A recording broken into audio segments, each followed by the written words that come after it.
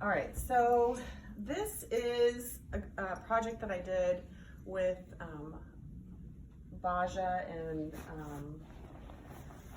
5 or 6 other women over a period of about 8 weeks. And it was a grief project. And so this is the final outcome.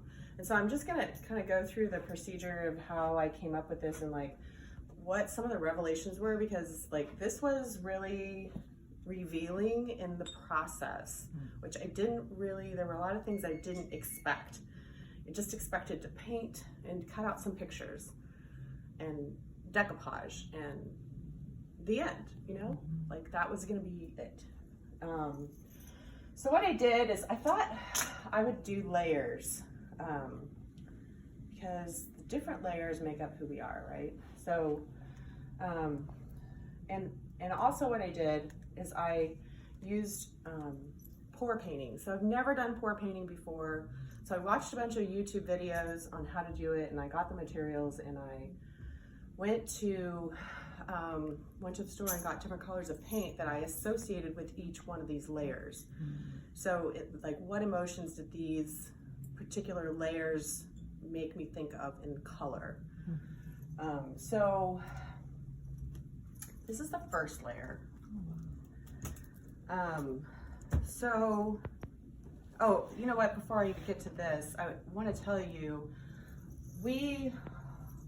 Baja, who was our leader, she wanted us to pick one person. So first we had to pick 3 people that were important to us that we have lost, or 3 things that we've grieved.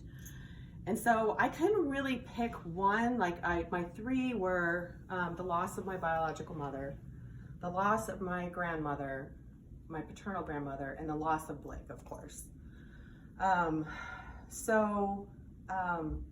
All 3 of those things have an underlying theme of mother.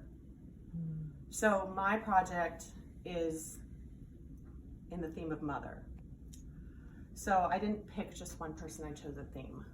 So, so this one, you can see the red,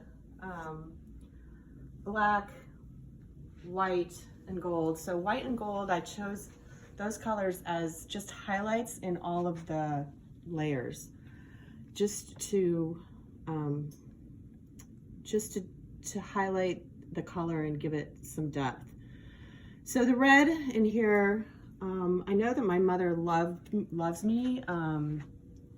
However, there's a lot of anger in there because she's alive, and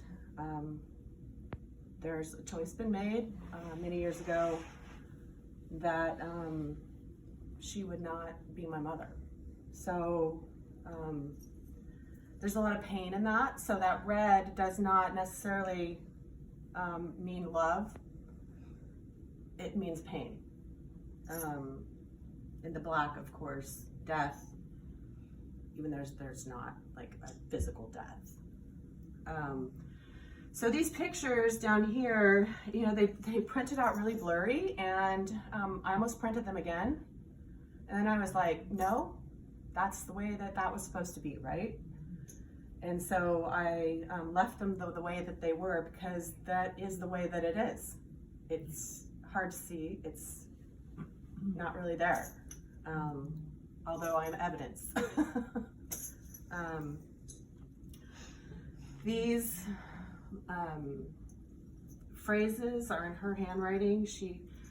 A couple of years ago, I was down in Texas during the summer, and I went through a box that my uncle had saved for my dad, and I asked my dad if I could go through them before I gave them to him. And there was a letter in there from my mother to my paternal grandmother, and she was explaining to my maternal grandmother that she had made a decision to not be in my life anymore. And so these are phrases from my mother in her own handwriting. So it says, my immediate family comes first. So that was very painful because like, who am I? I'm not her immediate family. Like, you know, I'm sorry, forget. I hate hurting anybody, but I'm gonna do it anyway because this is more important. So there's a lot of pain in that, but it's still part of who I am. This is the layer. This is the originating layer. This is who, like, it's part of what makes me me. And we have to acknowledge that as part of our story. Right? So then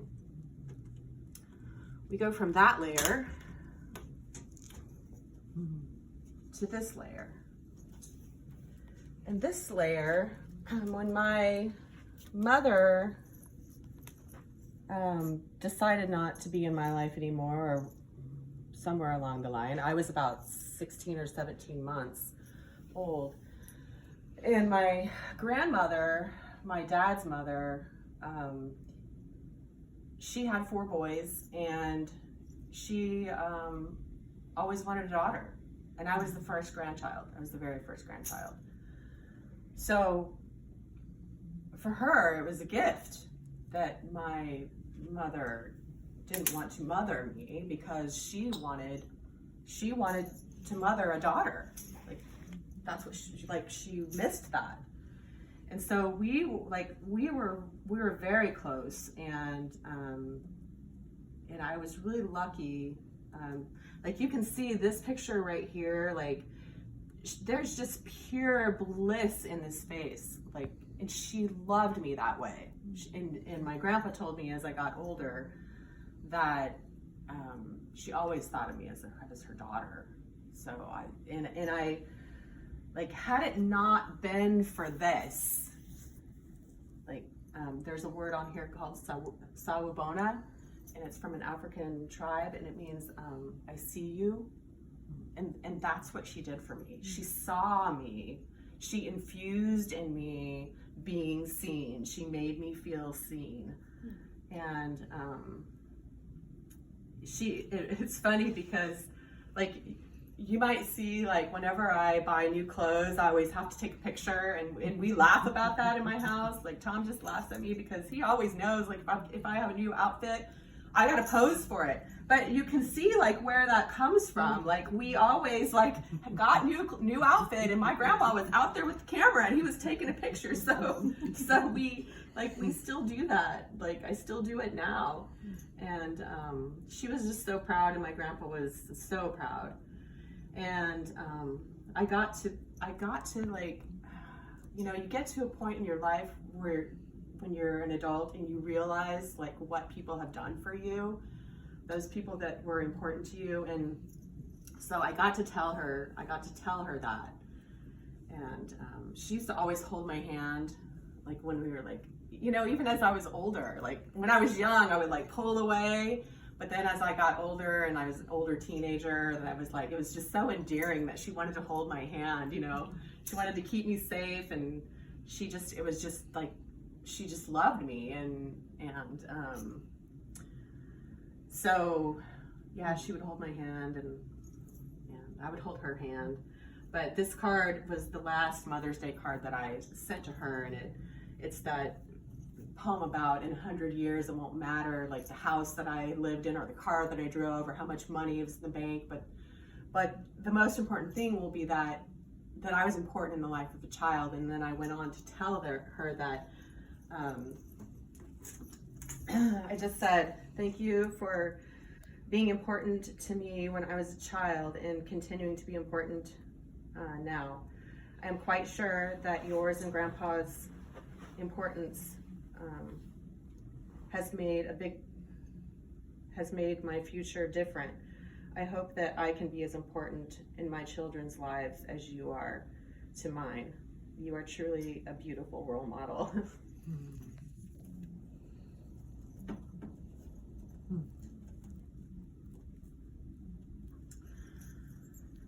So, one thing that I learned in all of this is that lining these layers up was really tough.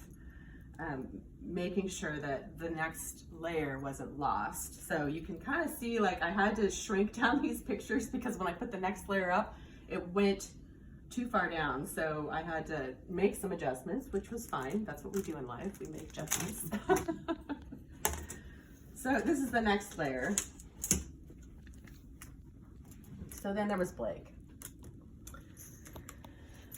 And I So I chose purple for him.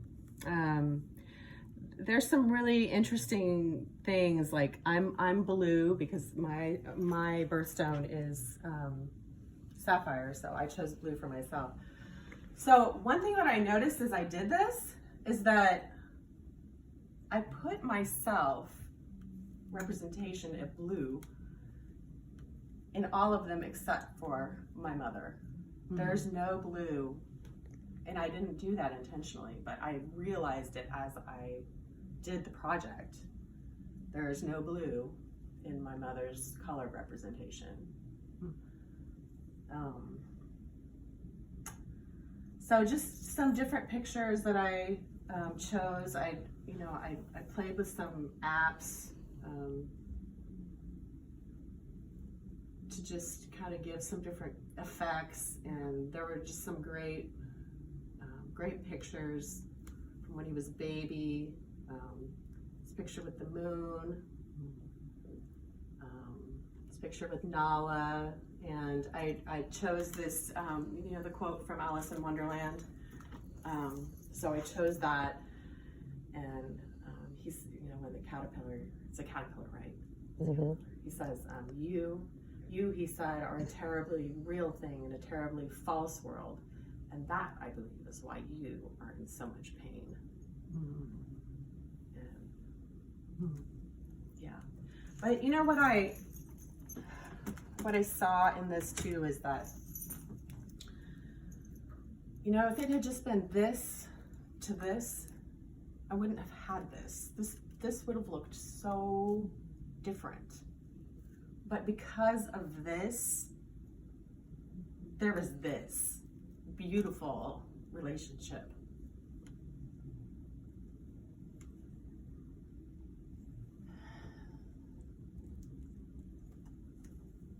So this was the last layer. And so this is like me in the middle. So all of these things is me. And so this Facebook quote or Facebook post, Blake actually made. I posted my grandmother's picture, or this card. I posted it on Facebook, and Blake wrote on there, he said, "No one can be as important to me as you are to anyone." So he was just like, you did that.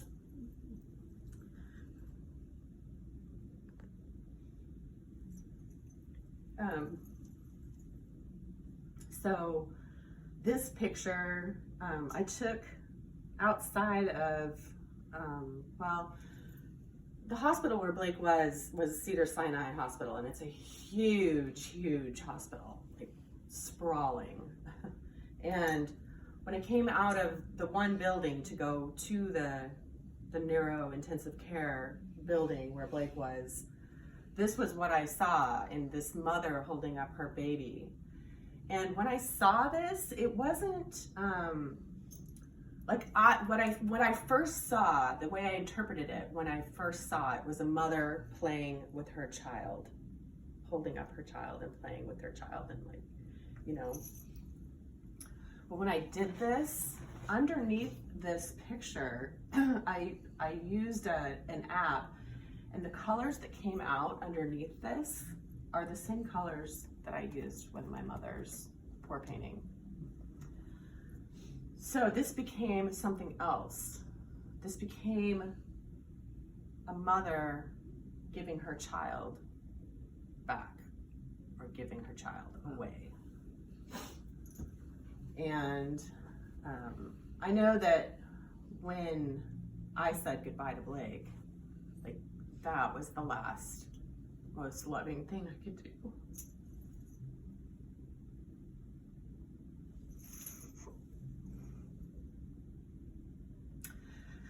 So, some of these pictures were just taken. This one was like right after he passed, and there's a dragonfly on my finger that just sat there.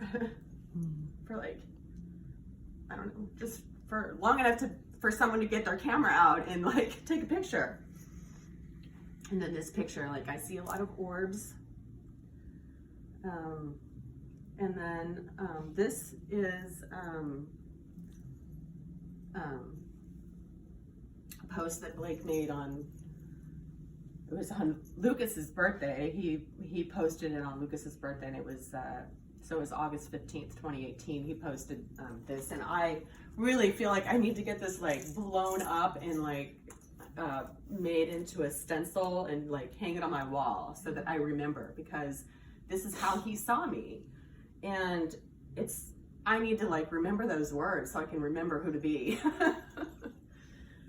He said, I'm grateful to have a mother who sets an example, achieves goals, is of service to those in need, isn't afraid to stand up to the bully, pushes through tough times with optimism, never gives up, is a strong, independent woman, advocates for what is right, loves unconditionally, practices selflessness and humility, feeling grateful, with Tanya Karlowitz. And then my dear friend Kim, she sent me this meme, and I had this picture of like I captured the moon in my heart held hands. And it says, she holds the moon the way she holds her own heart, as if it was the only light that could guide her through the darkest night. And then over this top piece of glass, I wrote, for those who love, time is eternity. And that was actually from a plaque that was on my wall in my bedroom from the time I was like 8 years old. It was a poem about time, and for those, like the very last line was, for those who love, time is eternity. And to have that on your wall when you're 8 years old, like it was just a lot. Like I didn't comprehend those words, but just because I didn't comprehend them didn't mean that someday they wouldn't be really important to me. And that's so true. Like there is no time for love. Like I will love. So it was quite the process. It was, I like held it up here for a really long time, and I had all these ideas, and then I started putting it together, and it was like there were just so many revelations that came out of it. And so I have a piece of I have a frame that I bought that will hold the many different layers, the layers. And one of the other things that was interesting, like I chose pour painting as the thing to do. And it's like my grandmother poured into me so that I could pour into him.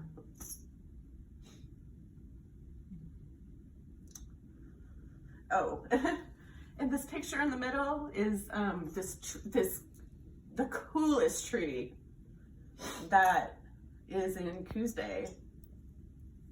And again, this is an app, this effect, but it's just like, it's so perfect. Like this illumination, like that's coming down. But this tree is a dead tree. It's just a tree root that's uprooted, and it just stretches its limbs out in all directions.